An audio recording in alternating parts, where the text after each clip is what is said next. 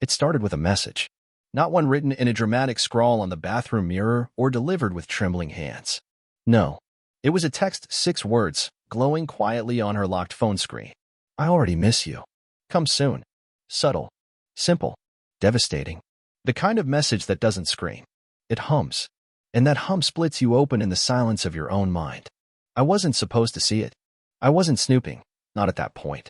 Her phone was just lying there on the passenger seat while I filled the tank. We'd swapped cars that morning, hers in the shop, mine suddenly hers by default. Typical Ashley. She was inside the station getting her favorite sugar-free vanilla latte, the one with 2 pumps and that smug little straw. I was leaning back in the driver's seat, one eye on the pump, one on the clock. And then it lit up. That screen. That message. I already miss you. Come soon.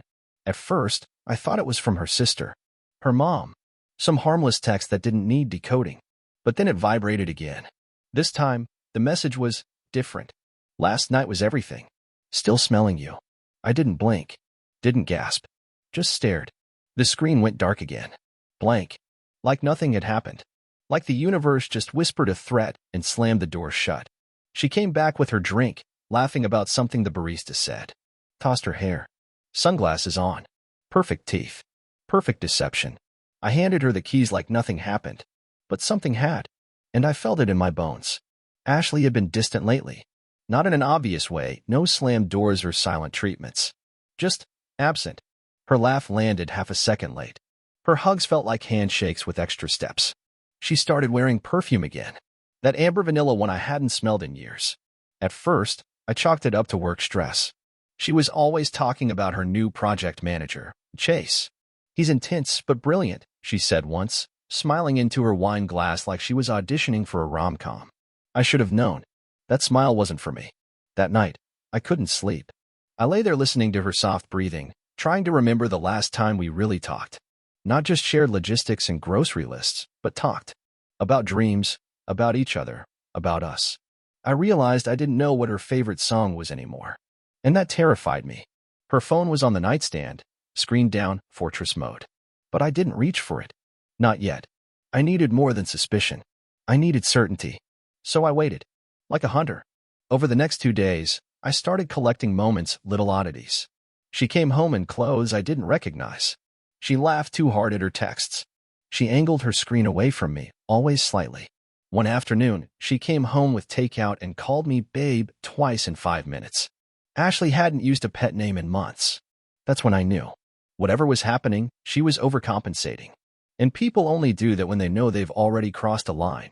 Saturday came. She left early for her hot yoga class. I watched her walk to the car. Purse, mat, oversized water bottle. She blew me a kiss, like a soap opera wife, and drove off. 2 minutes later, I followed. No yoga studio. No gym.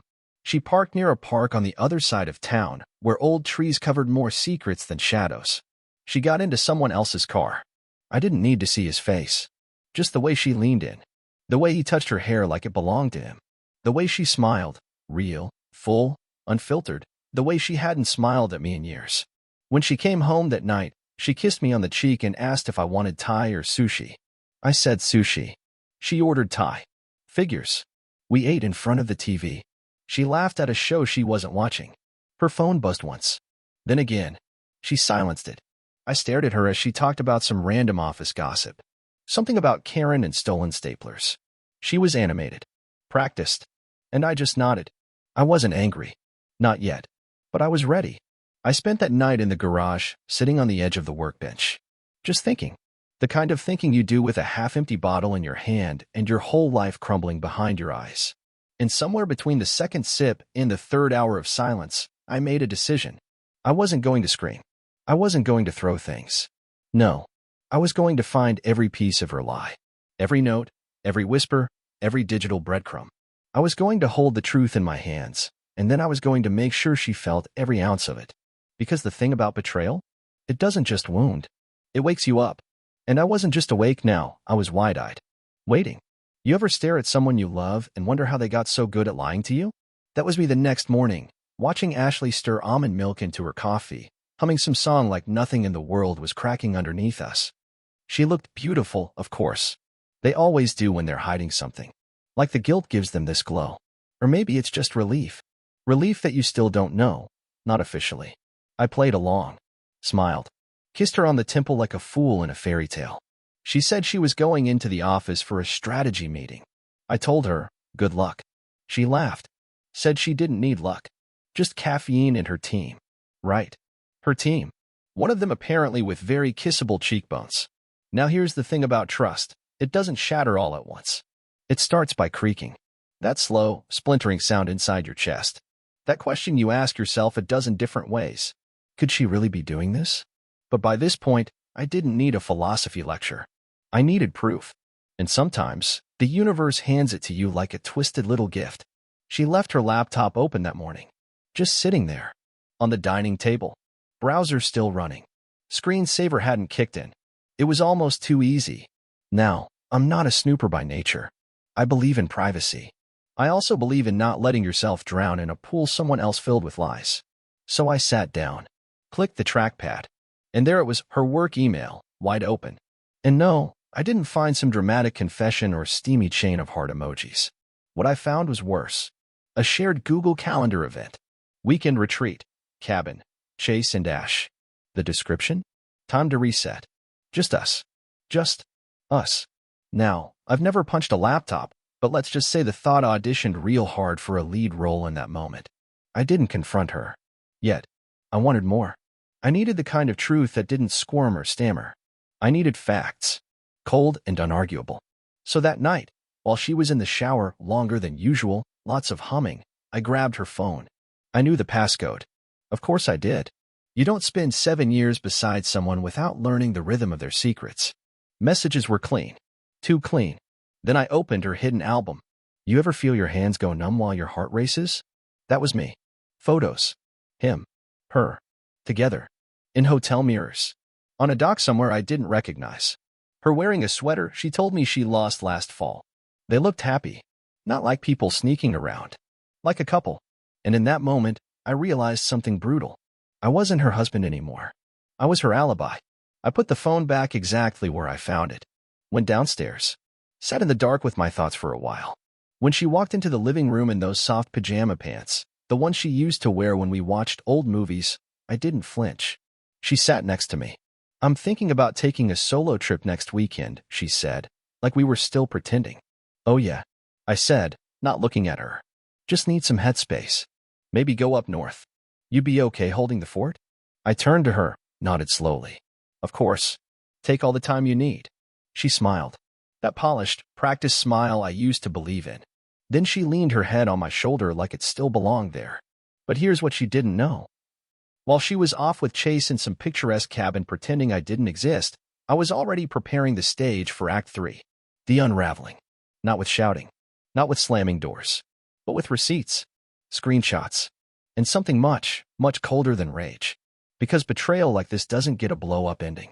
It gets a masterpiece. Cliffhanger. That night, I created a new email account. Alias, the passenger seat 89. And I sent one message. To Chase. With one attachment. A photo. Him and Ashley. Laughing. Holding hands.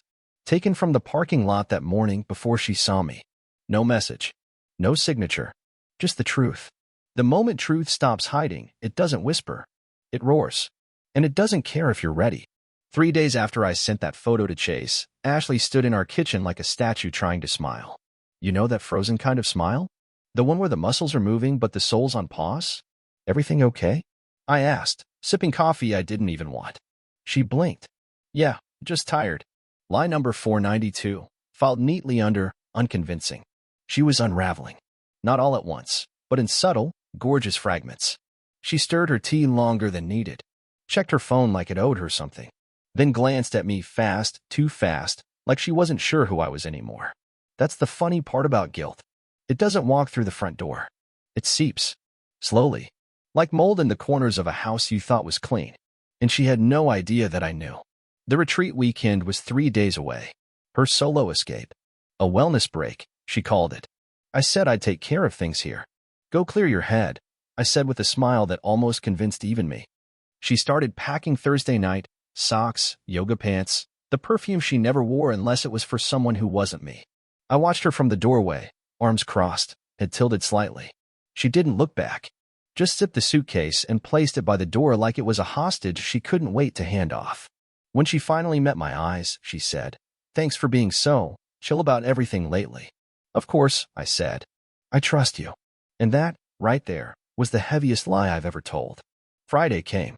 She left at 8:02 a.m., kissed me on the cheek like we were college kids and not co-stars in a crumbling drama. She drove off, and I followed. 2 cars behind, always just out of view. That part of me that used to flinch at the idea of stalking my wife? Yeah, that guy left a long time ago, somewhere around, "I already miss you. Come soon." She didn't head north like she said. She took the freeway west, toward the coast, toward the cabin, toward him. By noon, they were checked in. How do I know? Because I watched them, and I filmed it. From across the parking lot, through my windshield. A zoom lens, quiet and still, recording the reality she worked so hard to keep covered in smiles and alibis. They held hands like they'd earned it. He touched her lower back like he knew every vertebrae. She laughed, the real kind, the one I hadn't heard since 2021. And that's when it happened. He kissed her. She didn't pull away. That was it. Not the proof. The confirmation. I didn't cry. I didn't scream. I just sat there in my car, engine off, watching the woman I married walk into a cabin with a man I'd never met and shut the door behind them. Not symbolically. Literally. She shut the door. On our life. On our vows. On everything. And maybe part of me shut something too.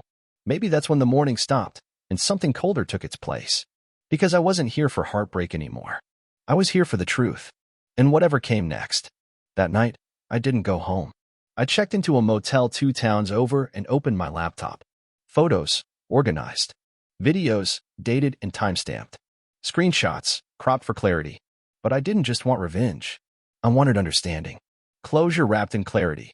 So I made a folder. Ashley, the unabridged edition. Then I started writing. Not a rant. Not a meltdown. A narrative. A confession. A story like the one I'm telling now. The real version of events. The version that would one day land in the hands of people who thought they knew her. But that was just the beginning. Because Act 4 was coming. I sent Ashley a text before bed. "Hope the retreat's everything you imagined." She didn't reply. But 20 minutes later, Chase did. "Who are you?" Chase's message sat on my screen like an unwanted visitor refusing to leave. "Who are you?" 3 words. All bark, no bite. The kind of message a man sends when he's halfway between panic and pride, not sure which mask to wear. I stared at it for a long time before replying. I wanted to make him sweat. Let the silence stretch just enough to wrap itself around his ego and choke it a little. Then I typed, "Just a husband with good timing. Read." No reply. I leaned back in the motel bed, the old AC unit groaning beside me like it was also tired of people's nonsense. I could picture him across the room from Ashley, pacing, sweating, checking his phone like it held the secret to defusing a bomb. Spoiler, it did. And it already went off. The next message came an hour later. "Look, man, I didn't know." She told me she was divorced. I actually laughed. Not a chuckle. A deep, real laugh. The kind you let out when someone thinks they're the victim of the trap they helped build. She also tell you we have dinner with her parents every second Sunday? That she still wears her ring at work? That she signs Christmas cards with my last name? He didn't reply to that one. Meanwhile, Ashley's phone stayed quiet. Of course it did. She was probably curled up next to Chase in that cabin, pretending the rest of her life didn't exist. Or maybe he showed her the messages. Maybe right then, she was staring at her phone in horror, realizing the walls were closing in, and I wasn't the one trapped inside anymore. Either way, I waited. By morning, she texted, "Ashley, Logan, can we talk?" The classic opening act of a guilty conscience. Vague. Non-committal. Cowardly. I didn't answer. I left her on read for 5 full hours. Then finally. Me. Sure. When you're done pretending you went to a yoga retreat. That evening, she came home. Not with flowers. Not with a speech. She didn't even knock. Just walked through the door like she hadn't burned the whole house down behind her. I was sitting at the kitchen table. Laptop open. Coffee cold. Face blank. She looked tired. Not travel tired. Lie tired. "Logan," she started, her voice soft, shaking. I raised a finger. "Before you start, don't lie. Not now. It's already done." Her face twitched like she didn't know what expression to settle on. Guilt? Anger? Victimhood? I was going to tell you. When? Before or after your couple's massage? Silence. I didn't mean to hurt you, she whispered. No, I said. You just didn't care if you did. She sat across from me, hands folded like we were negotiating a treaty. I thought we were done, she said. You've been so distant lately. Distant, I repeated, almost amused. Ashley, I was building a life with someone who checked out without saying goodbye. Her eyes darted to my laptop. What's all that? I turned the screen toward her. Dozens of folders. Photos. Texts. A timeline. The story, I said. Ours. The real version. And you're going to use it to what, destroy me? I looked at her for a long time before answering. No, I said. That's too easy. I'm going to remind you. Remind me of what? That I saw you first. That I was there when you got your degree, when you cried over your mom's surgery, when we danced in the kitchen that one night to Elton John in our pajamas. I was there.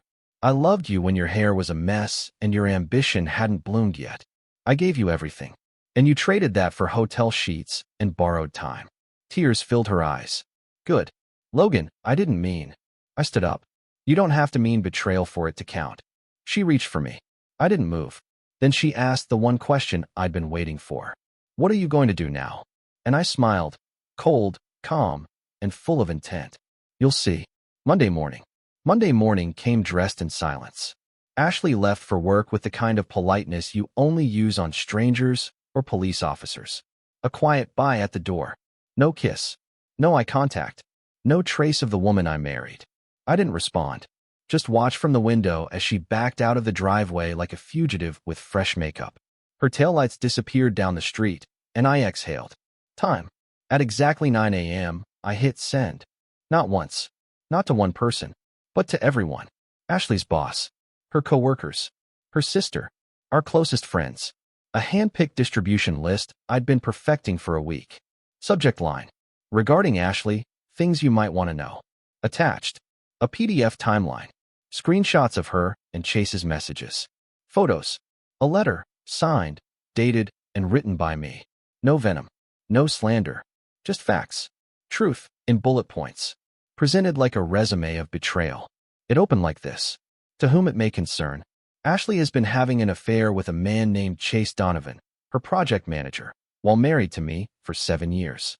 This has been ongoing for several months, during which she misrepresented our marriage and her availability to co-workers and friends. I am not writing this out of spite. I am writing this so that the lies stop traveling faster than the facts. And it ended with this. She is free to love whomever she wants. She is not free to deceive everyone around her in the process. This is me, reclaiming truth. That's all. Logan M. Archer. By noon, the fallout had begun. I didn't check my phone. I didn't need to. I already knew the playbook. First shock, then denial, then group chats light up like Vegas on a Friday night. Ashley called 3 times. I let it ring. Then she texted. Ashley, Logan. What did you do? I read it while slicing a bagel. Didn't answer. She called again. I turned my phone off and went for a walk. The sky was calm. Birds were singing like nothing had happened. I envied them. That afternoon, my lawyer called. The divorce paperwork is ready. Just say when. Tomorrow, I said. He paused. You sure? She's already gone. I'm just making it official. That night, Ashley came home early. Stormed in like a hurricane that realized the house already moved out. You humiliated me, she snapped. I didn't look up. Just kept flipping through my folder of documents like I was reviewing receipts at a checkout line. You destroyed my career, Logan. No, I said. You did that when you brought Chase into hotel rooms booked under your work email. Her mouth opened. Closed. Nothing came out. I didn't twist the knife. I continued. I just handed it back. She threw her purse on the table. You've always been this way. So self-righteous. Acting like you're above everyone else. I smiled. No, Ashley. I just stayed the person I said I was. That's the difference. She stood there, shaking, mascara starting to betray her too. People at work won't even look at me. That's because they've seen who you are. Then she said the one thing I didn't expect. I'm pregnant. I blinked. Everything in the room froze. She wasn't done. And I don't know whose it is. Silence. Not the peaceful kind. The kind that rings in your ears like after a car crash. Ashley's words still hovered in the air like smoke. I'm pregnant. And I don't know whose it is. I didn't move. Didn't blink. Just stared.